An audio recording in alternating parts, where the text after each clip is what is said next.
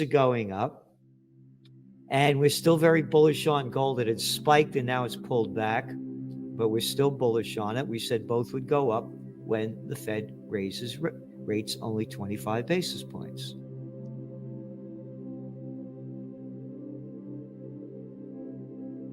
You got 4.5 over to 4.75 interest rate, but you have inflation at 6.5%. So inflation's still running hot. The markets are going up because investors bet rates are close to peak levels. It's not about investors, they're gamblers. The rest of the economy is going down. We're talking about the firing of temporary workers. When the temps are fired, that's a signal that there's the worst that's yet to come.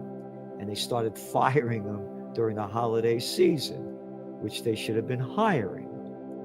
And you go back to the panic of 08, you saw it coming when they started firing temporary workers. Same thing with this. They expressed similar sentiments to the Fed. They raised them a half a 50 basis points, and so too did the EU. But when you're looking at the real damage going on, yeah, the stocks are going up, but the global economy is going down. Oh, the markets went up today. Yeah, they've been down. They had 5 days down. Gold is back around $1,800 an ounce. Oil's taking a beating. Why? Because they say the global economy is going down.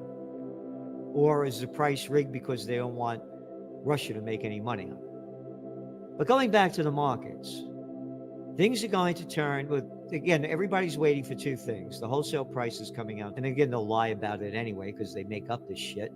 And the other one, of course, is how much the Fed going to raise interest rates. It's going to bring down the housing market. We don't see a crash. A lot of people do. We don't. The crash we see is in the commercial business sector.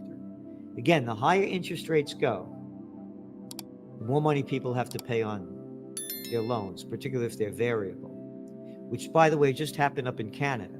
They got a lot of variable interest rates up there, and they just raised the interest rate there 50 basis points. So we believe, we're forecasting, the big downturn is going to happen in 2023. It takes time for this stuff to take hold. But then don't worry about it, because when 2024 comes, they're going to lower interest rates in the United States in time for the presidential reality show. The higher these interest rates go, all the people with adjustable rate mortgages, all the businesses that borrow money that have variable rate mortgages, the governments that are deep in debt now paying more because interest rates are going up. So yeah, the equities are going to go up, but this economy is going to keep going down, and it's going to go down big, and it's going to go down hard.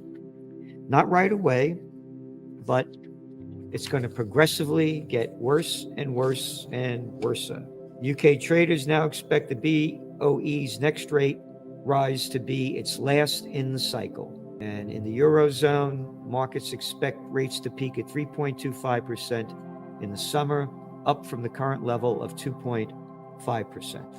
2.5% when you're looking at inflation rates in the UK and the EU that are killing the people.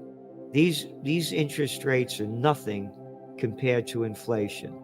So when you put the inflation numbers compared to the interest rates are still deep in negative territory. It will prop up the equity markets as we had forecast now for what, the last 3 weeks in the Trends Journal? But the economies are going to go down.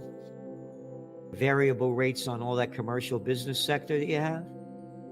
Oh, and the government has to pay more money on the $31 trillion in debt that they have because they raised interest rates. You see what a scam this is and where this thing is going?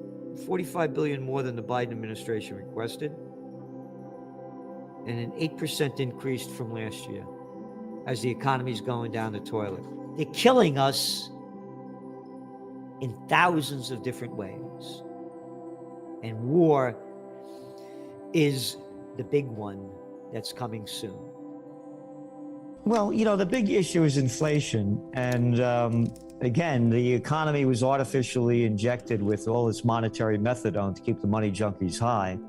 Everything should have crashed in 2020 when they locked down most of the country and most of the world. And it's just artificially boosted up with record low interest rates and countless trillions of dollars pumped in by the government.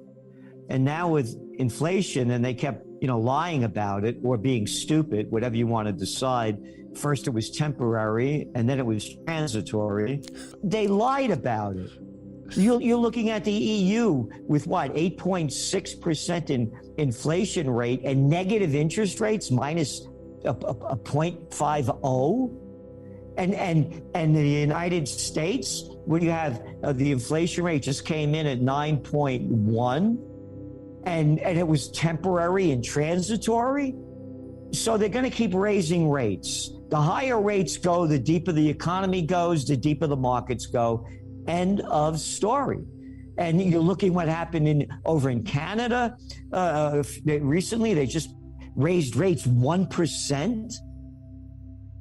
Oh, and that clown over there playing a central bankster was BSing too, that he didn't expect inflation to go this high. Look what's going on. Everything's going down. They're raising interest rates. The markets will go up as the economy goes down. They could give a shit about the people. Rate rise worsens debt woes for U.S. healthcare industry. This is a story in the Financial Times. A fifth of America's distressed bonds were issued by healthcare companies. Okay. We've been saying that as interest rates go up, as the economy goes down, these distressed bonds are going to become very distressed. And it's not only in this area, because no one, well, I shouldn't say no one, every now and then, they don't talk about the commercial office buildings, which we only have a 50% occupancy rate in the 10 major cities in the United States. Oh, now those variable rate loans, as people aren't renewing their leases because more people are working at home and they want to save money. We are in for a crisis as these interest rates go up. And again, they're going to start lowering them. They're going to lower them, particularly in the United States, before the presidential elections.